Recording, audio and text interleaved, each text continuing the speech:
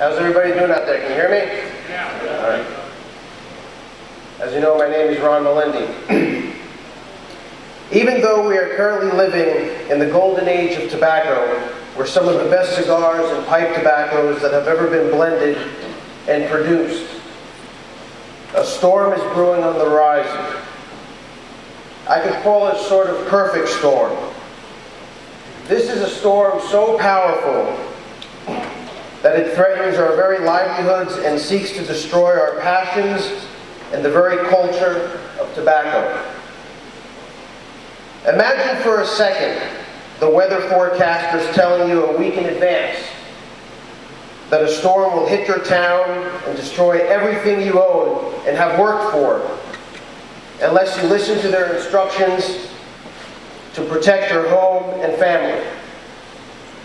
Would you pay attention and follow their advice? Of course you would. Only a fool would ignore the warnings and go on about their business. My friends, we are the fools. And as these clouds have continued to advance in us, we have done nothing to defend ourselves.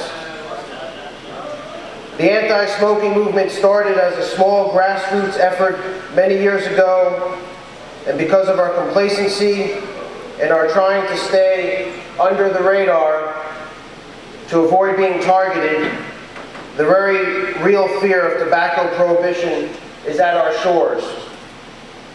The anti-smoking zealots threw the first, second, third, fourth, 10th punches. How many punches are you willing to take before you're pummeled to death? How many punches before you step up to fight back? Are we wimps or are we professional tobacconists? Enough is enough.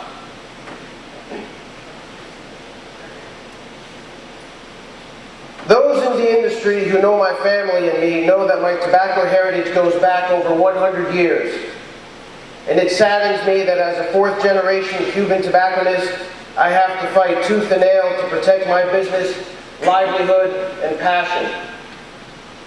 I would much rather concentrate on what I do best, which is to sell fine premium tobacco to adults who are willing to be part of the brother and sisterhood of the leaf. The business that I run, Della Concha, is located in New York City. We have been there for almost 46 years. New York has become, in a very short period of time, the front lines of this war. We have already seen tobacco tax increases, which now stand at 75%. We've already seen smoking bans, city and statewide, as well as newly enacted signage laws backed by the New York City Board of Health. This new legislation requires nothing short of pornographic signs to be posted throughout the shop showing diseased lungs, etc., in an attempt to discourage the smoking of cigars and pipes. There's also the ban of all flavored tobacco, which is currently a city law which took effect at the end of February, but due to our efforts, has yet to be enforced because of regulatory issues. In addition, there will soon be a version that will be voted on at the state level, which we are currently blocking at the moment, and they're not even looking at that at this very point in time. In addition, the signage law is already on the books, and if we don't act soon, the flavor ban will be extended to the entire state. Everything I just mentioned is a reality or is about to become a reality. My friends, if you think it can't get any worse, you are so wrong. There's already talk about an outside smoking ban, and once the smoking zealots open that door, they will continue to push for further action. And then you can be assured that they will ban all indoor smoking, including smoking in your shops and tobacco bars. How about FDA regulation of nicotine levels in all tobacco, including cigars and pipes tobaccos? Can't happen, you say? Well, on that point, you're probably right. It can't happen because most manufacturers are not equipped to deal with that type of requirement. In addition, the money needed would make adherence to the legal guidelines cost prohibitive, and this does not even approach the problem of controlling nicotine limits in a brand with different sizes while not affecting the blend. The manufacturers will not be able to do what is required of them, but they will be required to do it anyway. Game over. Scary, isn't it? But it doesn't have to be this way. However, it will continue until we as an industry crawl out from under the rocks and form a unified front with a clear mission. We must educate legislators and fight unfair laws if we are to stop this prohibition by increments. And you must be assured, if the other side has its way, they will not stop until we are exterminated. As a tobacconist, I can no longer stand on the sidelines and do nothing. I hope that you feel the same way. My fellow tobacconists, as well as manufacturers, if you care about your businesses, this industry, and our passion for the leaf, we must stop the senseless infighting and hidden agendas. We must unite our army and put an end to the harassment, persecution, and discrimination of our businesses and livelihood.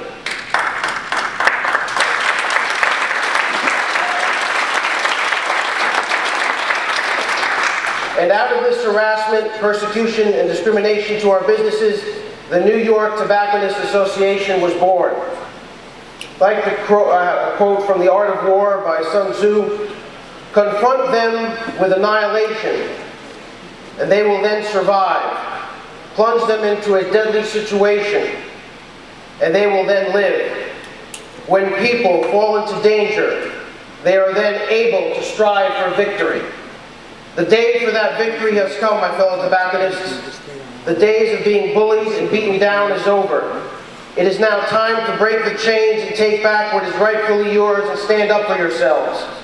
No matter how difficult or impossible a situation may be or seem to be, it is paramount that we stay together and focused. Remember that a war is fought with many battles, and just because you lose a battle does not mean you give up. You do the exact opposite. You regroup, you re-strategize, you gather your resources, you build your alliances, and increase your army, and you will find that solution that will bring you victory. As president of the New York Tobacconist Association, an organization that was officially formed on January 27, 2010, out of necessity, as well as forming a unified voice at both the state and city levels in reference to all tobacco issues in the state of New York. Well, actually, the whole idea really started in the fourth quarter of last year, 2009. And I'd just like to say to Glenn Luke, who was vital in our formation, thank you very much, for without Glenn or the CRA, this would have been very difficult. Our unity and focus, we brought together the retailers and manufacturers together to make our voice stronger and gather the resources to help fight this war. We knew right from the beginning that even though we started as a city group, that wasn't going to work. We needed to go statewide. So that's what we did. We incorporated the whole state of New York into our group, and we took the retailers 2 times to Albany to fight for our rights. We raised money to fuel our campaign with memberships from the retailers, contributions from the manufacturers, and soon to be fundraising to raise even more money. We're able to sustain our campaign. We worked together with the trade organizations, the IPCPR, Gary Pesh and the board, very instrumental in helping us financially and both getting the word out there through their membership.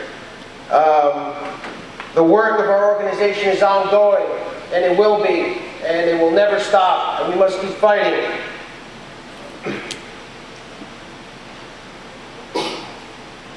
In terms of what we've accomplished, we were instrumental in halting right now the ban on flavored tobacco at the state level. And even though that there's a law in the city about flavored tobacco, the rules of enforcement are still being worked out, and I feel very confident that the tobacco shops in the city of New York will be exempt from this law. We're working closer and closer to making that a reality.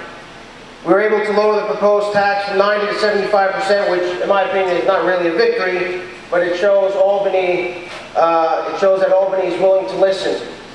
And we, as a retail organization, just introduced about a week ago Bill S-8459, sponsored by Senator Craig Johnson, that introduces a $1 cap to the OTP tax.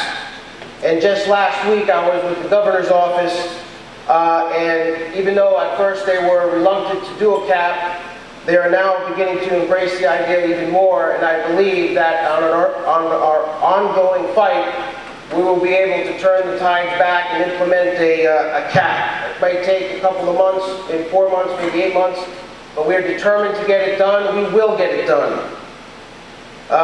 And of course, the NYTA will work together with the manufacturers in both regulatory matters and special projects. In closing, I strongly encourage all retailers to form their own state organizations and all manufacturers to support these state organizations and all national trade organizations to support and form alliances to these state organizations. The time has come to put aside your differences and join your colleagues in what will become the biggest fight of your professional careers and livelihood. The battle cries have been sounded. Welcome to the dark age of tobacco. Failure is not an option. Thank you.